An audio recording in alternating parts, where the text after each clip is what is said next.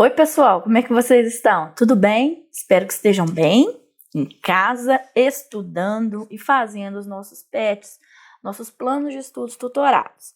E hoje nós vamos trabalhar com a segunda semana, que é a cultura e política na construção do Estado brasileiro. 1822 foi o período da independência, 7 de setembro de 1822.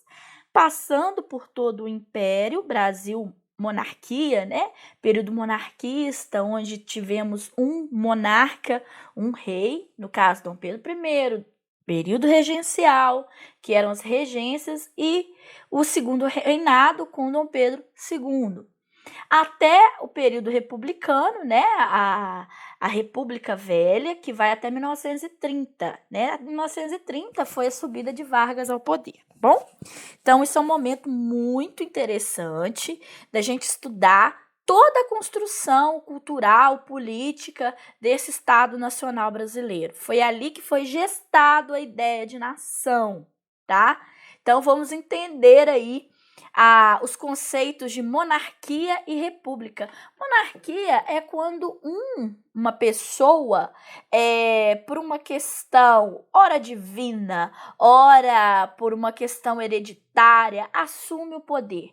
Esse poder, ele não é eleito, não é votado, não há essa ideia. A república, res é coisa pública, res coisa pública do povo. Então, quer dizer que é votado, é escolhido pelo povo, é o sufrágio do povo que dá poder a esse governante. Não é hereditário, ele é eleito de tempos em tempos, seja de 5 em 5 anos, 4 em 4 anos. O fato é que o povo escolhe o seu representante e não apenas uma hereditariedade, enfim, Então, você tem Brasil Imperial, primeiro reinado no Império, a gente não teve Império. Período regencial, que foi a transição entre Dom Pedro I e Dom Pedro II, na época, quando Dom Pedro abdicou do trono. Dom Pedro II tinha apenas, na época, 5 anos, Segundo reinado, quando há o golpe da maioridade e ele assume com 14 anos, como rei do Brasil. Aí, em 1889, a proclamação da República e a ideia de república. Então, a gente vai confrontar tanto monarquia quanto república e como se foi implantada no Brasil. Então, primeira ideia, qual que é o conceito de monarquia? Vamos entender um pouquinho. De acordo aí com a definição de monarquia, tirada do InfoEscola, é o nome dado ao regime político comandado por um monarca, seja rei, imperador, príncipe, etc., que vai exercer um poder hereditário e vitalício, sem consulta ao povo. Então, o povo não participa dessa eleição. O local onde esse governante, esse rei, esse imperador mora, vive e também despacha, trabalha, é chamado de corte. A formação de uma corte. E os cidadãos, que na república são chamados cidadãos, na monarquia são chamados de súditos, Então, enfim, O primeiro reinado, o período imperial brasileiro, ele é dividido em 3 fases, sendo primeiro reinado, período regencial e segundo reinado. O primeiro reinado são 9 anos, vai de 1822 a 1831, quando Dom Pedro ele assume o poder através da independência. E aí, ele renuncia em 31, porque ele estava todo pautado no autoritarismo, Pessoas ficaram extremamente descontentes com o poder do Dom Pedro I, Então, ele abdica o trono em nome do filho. O filho tem 5 anos de idade, não dá para assumir, Então, dá início a um período que a gente chama de regências, que é um período de 1831 a 1840. O ponto importante são as disputas políticas. Ficou um vazio de poder, não tinha uma liderança. Então, você vai ter conservadores, liberais, lutando para a disputa dessa regência que ora era uma pessoa, ora era trina, formada por 3 pessoas. Então, vai ficar uma loucura. Outra coisa é esse vazio de poder, esse governo que não vai ter um imperador, um rei, um monarca, é um período também que vai despontar muita miséria. Essas disputas políticas vai evidenciar todo um abandono da população. E aí vão surgir revoltas que vão.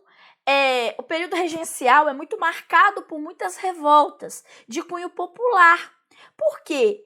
O abandono, a situação de miséria que vai evidenciar através dessas revoltas. Aí depois Dom Pedro assume, centraliza o poder, controla essas disputas partidárias, ele vai e dá início ao que a gente chama de segundo reinado. Porque o grande movimento chamado Guerra do Paraguai era uma guerra que vai marcar o período do Dom Pedro II. Ele vai conseguir abafar essa guerra. O país, no segundo reinado, ele vai ter um destaque muito grande. Vai ter transformações, o país vai se transformar, vai se modernizar. Não vai abrir mão da agricultura, não vai abrir mão do café. O café se torna um produto muito importante, porém vai tentar se modernizar. Destaque aí para o fim, 1850 até 1888, gradativamente a escravidão vai acabando no país. Transformações, chegadas de imigrantes que vai transformar também o país. E aí, 1889, fim do Império Brasileiro, né? Da monarquia, do período monárquico, do período reinado brasileiro, segundo reinado, tá? 15 de novembro de 1889, dando origem à República. República, igual eu falei para vocês, res, coisa pública. A ideia é que o princípio do poder, né, é que são escolhidos, o Estado é escolhido pela sociedade. Ela representa todo e qualquer anseio da sociedade, tá? Não é o dono do poder, ele administra, ele é um administrador e o Estado pertence ao povo, né? Então, ele conduz, o Estado conduz a sociedade. A República tem um compromisso com a sociedade, né? Então, e é nesse ponto que a República Brasileira não se mostra fiel ao conceito. Por quê? A República estava diretamente, a Primeira República estava diretamente associada a um grupo político, né? Primeiro os militares que proclamaram a República, instituíram o poder, estão no poder, depois para uma classe social que são os coronéis, os cafeicultores. Então, assim, a gente não tem uma boa experiência inicial de república, tá? Então, assim, a história do Brasil em questão de monarquia e república pode se resumir dessa forma. Primeiro reinado, Dom Pedro I, todo aqui baseado no autoritarismo, né? Ele está acima da Constituição através do poder moderador, né? Então, isso aqui, essa charge mostra a representação do que Dom Pedro I era. Um ditador, estava acima da Constituição, através do quarto poder, que a gente chama de moderador. Aqui o segundo reinado, Dom Pedro II. O período de regências não teve uma pessoa centralizada, a gente não pode ter uma figura centralizada, porque as regências duravam 1, 2 anos, entende? Então, por esse motivo, a gente não pode falar isso, né? A gente não pode centralizar numa figura. O Dom Pedro II, segundo reinado, ele evidencia aí um autoritarismo também. Isso aqui são as pautas dos partidos políticos, conservador e liberal, onde ele tem o controle. Essas caveirinhas que chamam muita atenção são os mortos, né? O saldo de mortos, tanto da Guerra do Paraguai, mortos aí pela sociedade através da escravidão. Então, ele tem aí uma visão política muito. Esse humor um pouco sarcástico sobre. E aqui, ó, os soldados da Guerra do Paraguai. A verdade é que os militares eles ficaram muito descontentes com a posição de Dom Pedro II pós-Guerra do Paraguai, porque eles achavam que Dom Pedro daria a eles algum tipo de privilégios, pelo menos salário, né? Que os salários eram baixos. E, na verdade, Dom Pedro não deu privilégios para essa classe. Então, a revolta era muito, principalmente em relação à Guerra do Paraguai. Então, isso vai ser um estopim para o fim do segundo reinado e a proclamação da República, que foi feita por militares, né? A gente chama de golpe militar mesmo.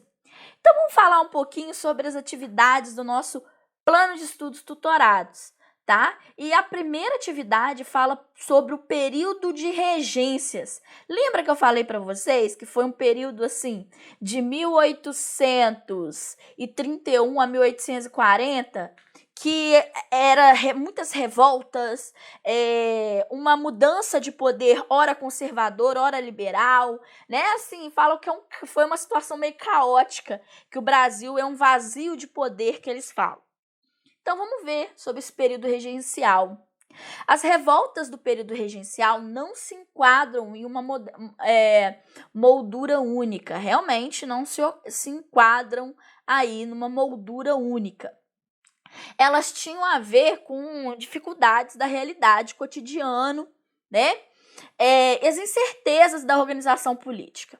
Mas cada uma delas resultou em realidades específicas, provinciais ou locais. Então, se a gente entende que são dissidências locais, é lógico que elas não queriam poder centralizador, elas queriam poder descentralizado, né, onde cada pessoa tinha uma forma de exercer seu poder, suas formas de poderio, né? Então, vamos lá. Apesar de não ter uma moldura única, as revoltas salientadas pelo autor apresentam em comum uma coisa, e é a oposição ao centralismo político, né? Eles não queriam, de jeito nenhum, uma centralização de poder. Porque, desde Dom Pedro I, essa centralização de poder fica muito no Sudeste e não em outras províncias. Então, elas estavam esquecidas. A maior parte das revoltas que aconteceram no período regencial não foram no Sudeste, foram no Nordeste, Centro-Oeste. Então, assim, foram em várias províncias que a única coisa que elas estavam almejando era reconhecimento, né? Principalmente quanto à pobreza, grupos populares e etc. Tá? Então, foi um momento muito importante da história do Brasil nessa questão de revoltas, tá? Mas, segundo a historiografia tradicional, extremamente caótico pelas revoltas. Tudo bem. Leia o texto a seguir. Daí por diante, a degringolada. O que é degringolada? Ó, só por abaixo, né? Morro abaixo. Crise. Forças surdas começam a minar a base do trono. Ou seja, crise do trono. Crise do segundo reinado. Embora a ideia republicana se alastrasse lentamente, é sensível o desprestígio que vão caindo a monarquia. Realmente, a partir de 1850, com a questão do fim do tráfico negreiro, o Império Brasileiro, que foi uma coisa de cima para baixo, não foi uma coisa decidida assim por todo mundo, né? Foi uma coisa de cima para baixo. Então, assim, aquilo ficou na garganta e foi várias mudanças até a própria proclamação da República, até a própria abolição da escravidão, que vai dar origem à proclamação da República. Muitas classes vão ficar insatisfeitas com as instituições monárquicas, né? Então, aí a solução aí seria a mudança de poder, né?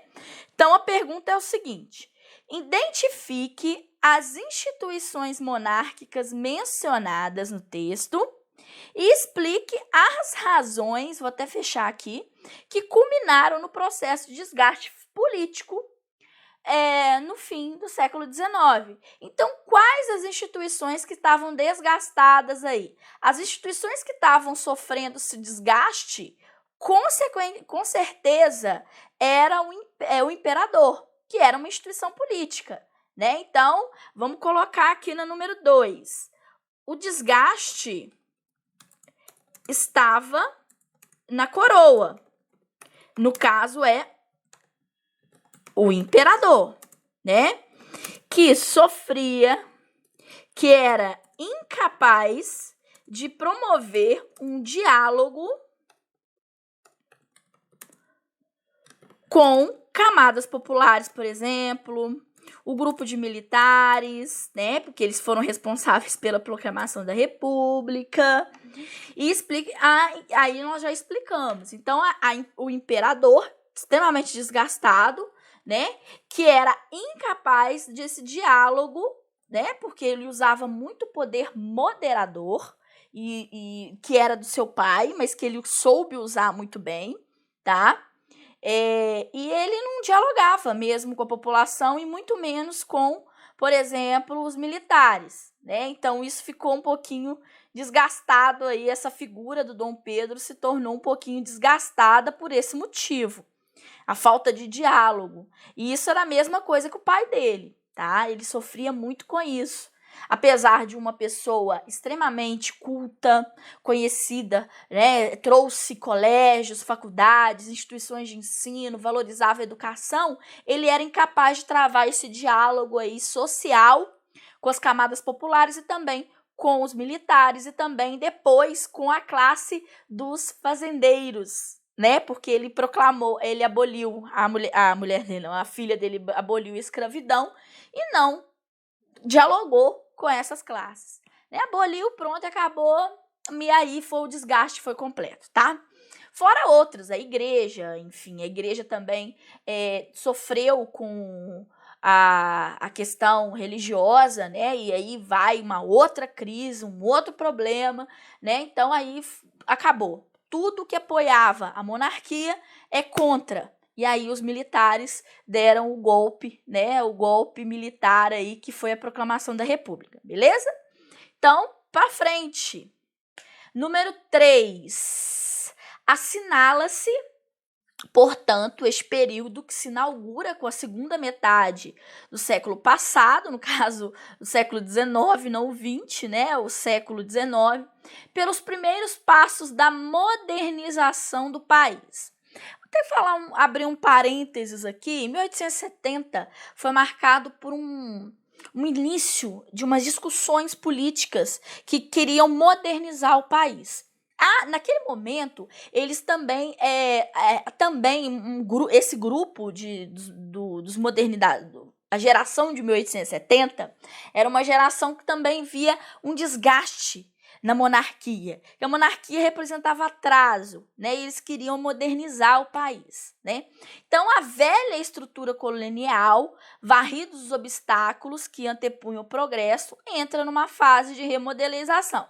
Então, assim, a monarquia já não fazia parte desse processo de modernização, tá? Então, assim, seria, na verdade, um critério estreito atribuir essa transformação unicamente à abolição do tráfico de escravos. Não o fim da monarquia não é só o fim do tráfico, né? Porque foi fim... Não é.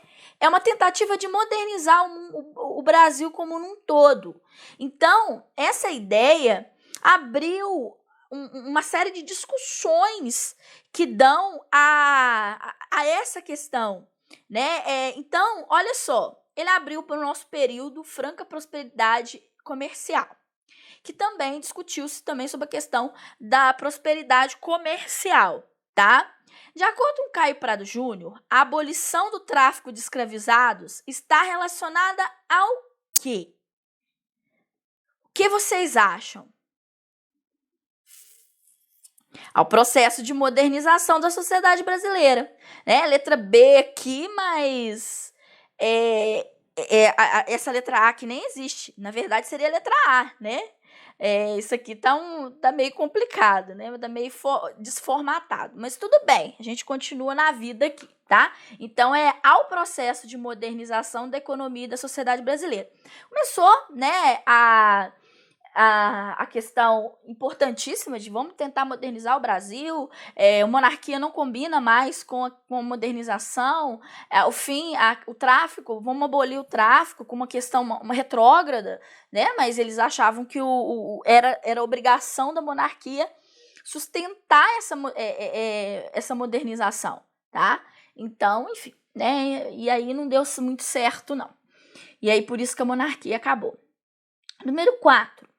Não julgava possível a república enquanto vivesse o imperador, e daí a minha surpresa. Se de mim tivesse dependido a sua permanência como chefe da nação, afirmo que não teria sido deposto. A república teve contra si o haver sido feita por um pronunciamento militar. Lembra que eu falei que a república foi proclamada por quem? Pelos militares, representado pela 5ª parte do exército. A nação foi estranha a esse acontecimento porque não participou, o povo não participou, né? É um fato consumado pelos militares, tá? O texto anterior é um trecho da carta do Visconde de Pelotas, chamado Visconde de Ouro Preto, que é datada de 10 de setembro de 1890. Caracteriza a proclamação da República como um pronunciamento do Exército. Então, explique a frase sublinhada, República, destacando o modelo republicano implantado no Brasil. Eu vou falar para vocês. O modelo foi feito pelos militares chamados de positivistas, que queriam colocar a ordem social. Por isso que ordem e progresso na bandeira, tá? Então, a gente vai colocar aqui, ó, o que nós falamos aqui um pouquinho sobre a questão da república. Então, 4. A República Brasileira, no Brasil, brasileira, foi criada pelos militares, chamados de positivistas. Positivismo é uma corrente filosófica que surge na Europa e que vai tomar conta, que prega a ordem. Essa corrente militar, insatisfeita com o descaso da monarquia, proclama uma nova ordem republicana baseada na ordem social. Ordem social. Ordem, para ter progresso, tem que ter ordem, disciplina. Esse era o fato, tá?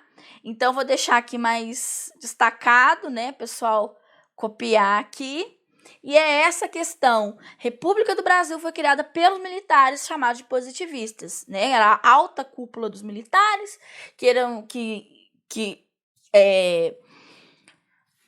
foram baseados com a ideia positivista de ordem, para ter ordem, progresso tem que ter ordem, que já não comungava com as mesmas ideias da monarquia e que, por isso, implantaram uma nova ordem social onde os militares tinham mais prestígio.